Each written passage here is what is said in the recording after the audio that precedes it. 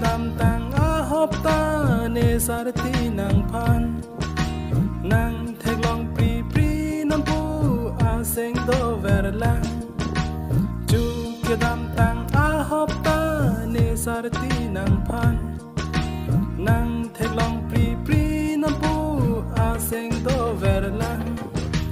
sa mi nang ra je ke min je ne ko ya pel la nang phan nang ren long asan te ne ta banana asan jibon he banana asan jibon de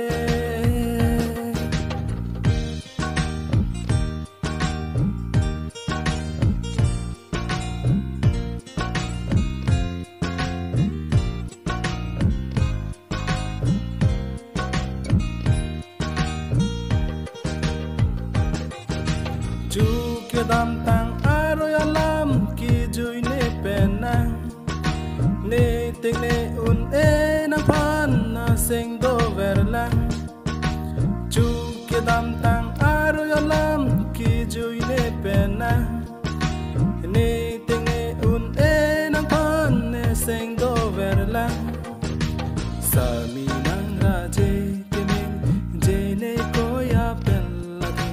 nang phan nang ren long asan te ne ta banana asan jibon he banana asan jibon de